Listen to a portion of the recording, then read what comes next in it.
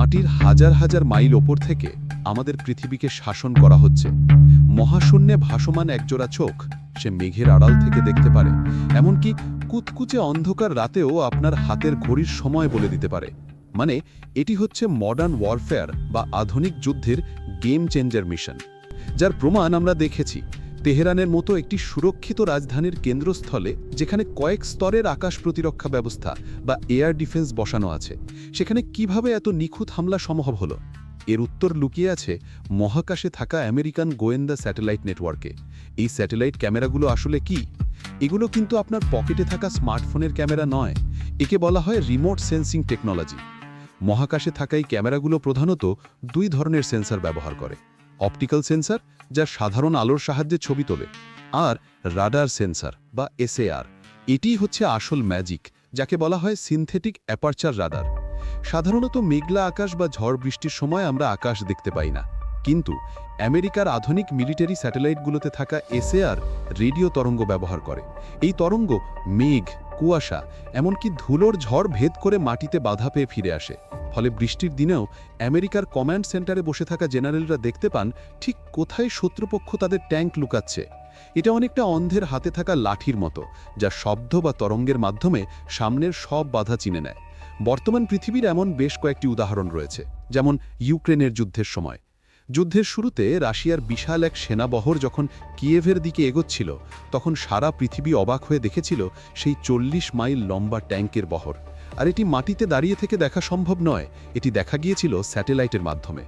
আমেরিকার ম্যাক্সার আর ব্ল্যাক স্কাইয়ের মতো কোম্পানিগুলোর স্যাটেলাইট ইমেজারি সরাসরি ইউক্রেনীয় বাহিনীকে জানিয়ে দিচ্ছিল রুশ সেনারা ঠিক কোন রাস্তা দিয়ে আসছে। রাশিয়ার লুকানো এয়ারবেস, জ্বালানি ডিপো এবং মিসাইল লঞ্চারগুলোর অবস্থান মুহূর্তের মধ্যে ইউক্রেনের কাছে জানিয়ে দিয়েছিল। তাছাড়া 2026 সালের 27শে সেপ্টেম্বর তেহরানের সেই শান্ত সকালটি ইতিহাসে আরেকটি সাক্ষী হয়েছিল। মার্কিন গোয়েন্দা সংস্থাগুলো অপারেশনের অনেক মাস আগে থেকেই ইরানের যোগাযোগ ব্যবস্থার ভেতরে এক অদৃশ্য অনুপ্রবেশ ঘটায়।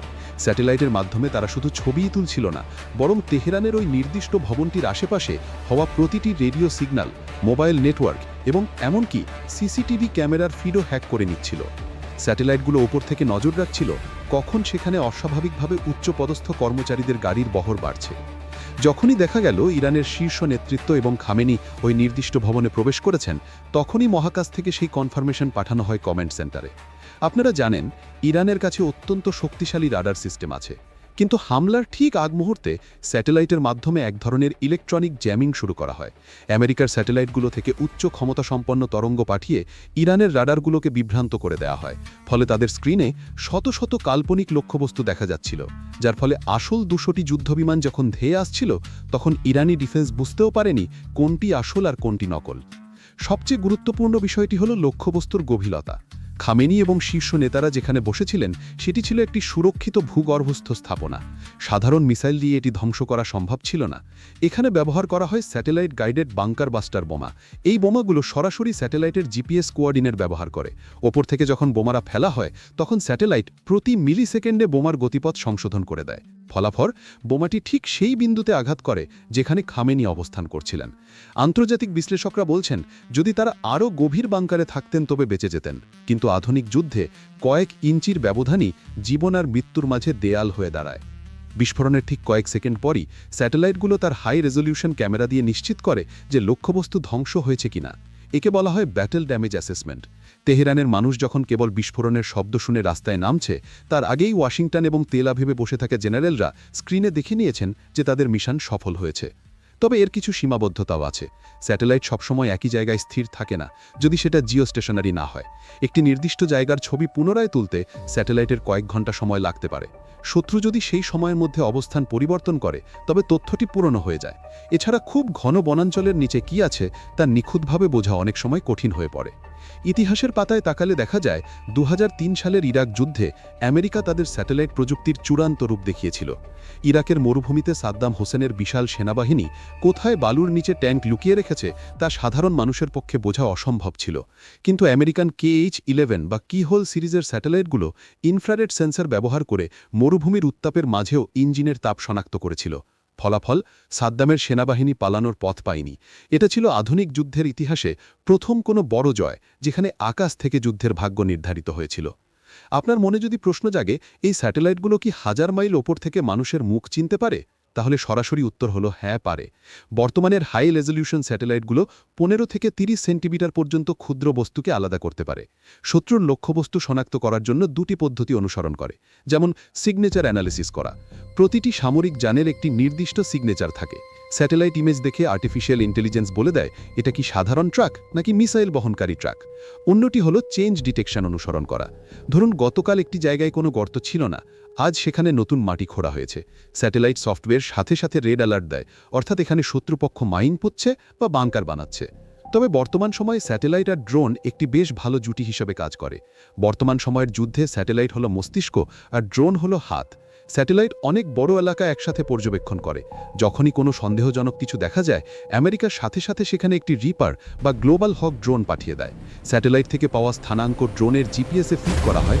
ড্রোনটি নিচ দিয়ে উড়ে গিয়ে নিখুঁতভাবে লক্ষ্যবস্তুতে আঘাত করে। এই দুয়ের সমন্বয়েই বর্তমানের পিন পয়েন্ট স্ট্রাইক সম্ভব হচ্ছে। ইরানের কাসেম সুলাইমানি হত্যাকাণ্ডের রোমহর্ষক অপারেশনও এইভাবেই করা হয়েছিল। 2020 সালের 3 জানুয়ারি সুলাইমানি যখন বাগদাদ এয়ারপোর্টে নামলেন, তখন থেকেই তার উপর নজর রাখছিল একাধিক আমেরিকান নজরদারি স্যাটেলাইট। সুলাইমানি বিমানে ওঠা থেকে শুরু করে ল্যান্ড করা পর্যন্ত প্রতিটি সেকেন্ড স্যাটেলাইটের মাধ্যমে মনিটর করা হচ্ছিল। শুধু ছবি নয়, সুলাইমানির সাথে থাকা ব্যক্তিদের মোবাইল সিগন্যালও স্যাটেলাইট ইন্টারসেপ্ট করছিল। যখন তার কনভয়ে বিমানবন্দর ত্যাগ করছিল, মহাকাশ থেকে পাওয়া লাইভ ফিড ব্যবহার করে একটি MQ-9 রিপার ড্রোন থেকে হেলফায়ার মিসাইল ছোড়া হয়। মানে আমেরিকার সদর দপ্তরে বসে থাকা অপারেটররা যখন লাইভ ভিডিও দেখছিলেন, তখন যেন তারা নিজেরাই সেখানে উপস্থিত আছেন। এটাই হলো স্যাটেলাইট প্রযুক্তির ক্ষমতা। আজকের দিনে যুদ্ধ শুধু মাটিতে লড়া হয় না, লড়া হয় মহাকাশে। যার হাতে উন্নত স্যাটেলাইট প্রযুক্তি আছে, সে যুদ্ধ অর্ধেক জিতে যায়। আমেরিকা তাদের এই টেকনোলজির মাধ্যমেই বিশ্বের 1 নম্বর সামরিক শক্তি হিসাবে নিজেদের ধরে রেখেছে। তবে মনে রাখবেন, এই প্রযুক্তি যেমন আমাদের নিরাপত্তা দেয়, তেমনি এর মাধ্যমে ব্যক্তিগত গোপনীয়তাও অনেক সময় হুমকির মুখে পড়ে। বিজ্ঞান যখন মারণাস্ত্র হিসেবে ব্যবহৃত হয়, তখন তা যতটা না বিস্ময়কর, তার চেয়ে বেশি ভয়াবহ হতে পারে। বন্ধুরা, ভিডিওটি কেমন লাগলো? এই ধরনের হাইটেক হামলা কি বিশ্বের সার্বভৌমত্বকে হুমকির মুখে ফেলছে, নাকি এটা সন্ত্রাস দমনের অনিবার্য পথ? আপনার মতামত কমেন্টে জানান। আর এই ধরনের ইনফরমেটিভ এবং রোমাঞ্চকর ভিডিও আরও দেখতে চাইলে সাবস্ক্রাইব করে আমাদের সাথেই থাকুন। দেখা হচ্ছে পরবর্তী ভিডিওতে। ততক্ষণ সুস্থ থাকুন, সাবধানে থাকুন। আল্লাহ হাফেজ।